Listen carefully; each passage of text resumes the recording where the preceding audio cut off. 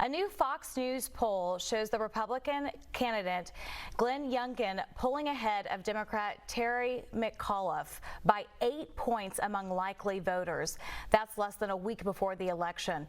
And it's a big shift from about 2 weeks ago when Terry was leading by 5 points. His slip in the polls comes even after campaign assists from political heavyweights like former President Barack Obama, President Joe Biden. Later today, Vice President Kamala Harris and Pharrell Williams will appear with Terry McAuliffe. Meanwhile, Donald Trump hinted yesterday that he might campaign on behalf of Youngkin, who has embraced the former president's policies. But response from the campaign? Thanks, but no thanks. The race for governor of the Garden State winds down in just a few days until Election Day.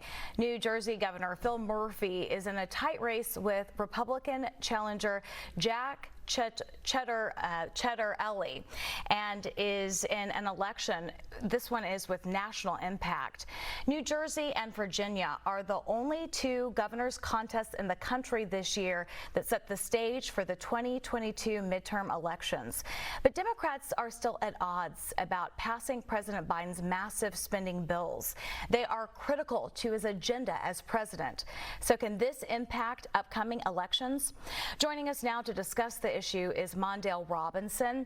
He is from the Black Male Voter Project. Thank you for being with us today. Thanks for having me. Now, according to the latest polls, Governor Murphy has a double-digit lead over his challenger, with just over 51% of voters supporting the sitting governor. With issues like the economy, higher taxes, cost of living, and COVID response being at the forefront of these issues for the Garden State, where does Governor Murphy stand? I think you know, Murphy's in a lot better place than most Democrats would be if they were running for governor this year. I think that's because if we go back to the summer, this was a popular governor by any measures. He was 57% approval rating, which was higher than the president, and also McCullough, who was actually running for governor in Virginia. So I don't think anyone thought Murphy had a chance of losing this state, in a state that people know as a solidly blue state. So Murphy is definitely going to pull this out. I don't think it's as close as 9 points, or 11 points. I think it may be even more. What we've noticed is the people that have turned out are, you know, basically the base voters. I do think there'll be some young voter pickup as it pertains to Election Day on Tuesday. We've seen more voters already than in 2017's gubernatorial election when Murphy won the governor's seat in the first place. So I think Murphy is set as it pertains to his race, and it also should not make Democrats feel comfortable, because I don't know if that's the case in Virginia. Do you think that President Biden's inability to get his Build Back Better plan passed have an impact on Governor Murphy being reelected? Yeah, and I think we should just call it for what it is. President Biden's inability to move Manchin and also Sinema. And I feel like this is just a lack of will on the president's part and the party's part to give black people what they promised us. So yeah, I think absolutely this is affecting Democrats, and not just at the federal level, but also at the local levels. You can check out some of the elections happening across the country right now, in Georgia specifically. And we know that there's a serious downtick in black people's participation, and it's because of this inaction in Washington, D.C. You know, paid family leave and affordable child care is crucial for so many New Jerseyans, and really for most of us across the country. So how can these critical programs be cut impact especially hard minority communities?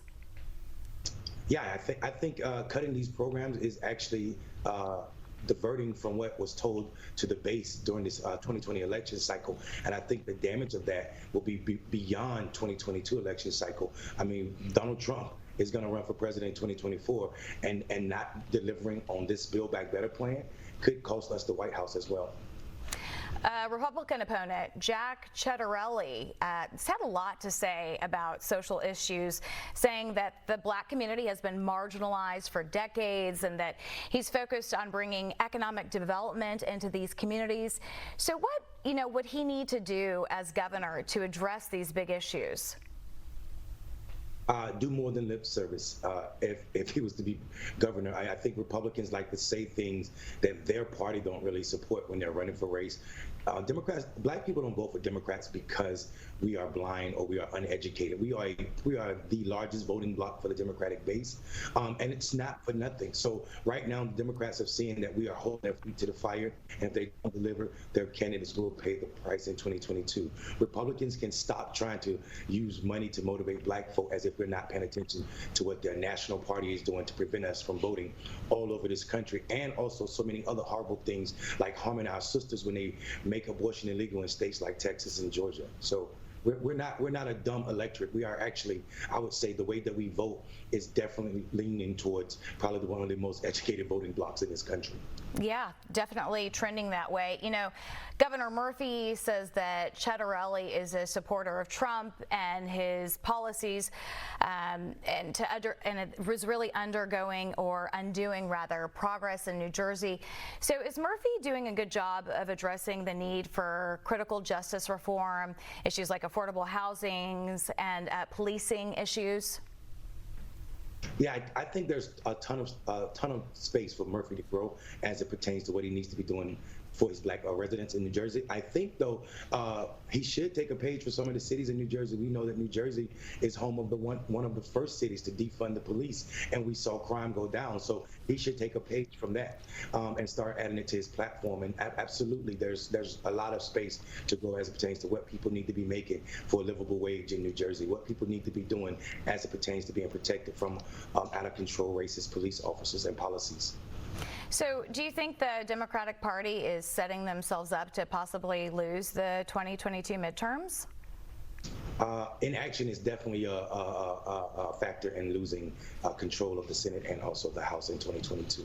And I think any Democrat consultant that they're listening to that's telling them that they're comfortable or fine is doing malfeasance. I right now, what I'm hearing from black men all over this country, we operate in 17 states, and brothers are not excited. It wasn't as if we were ever excited for Joe Biden, but we were excited for what we were told was possible under his presidency. And we've not seen any of that, and we've seen Democrats not scream about it. So we are extremely upset when we see that we give the Democratic Party so much as it pertains to our vote every election cycle, and we get so little so late. It seems as if this president has made every other issue his priority except for black people. Well, thank you so much for your insight and for joining us this afternoon. We'll be standing by to see how it all plays out.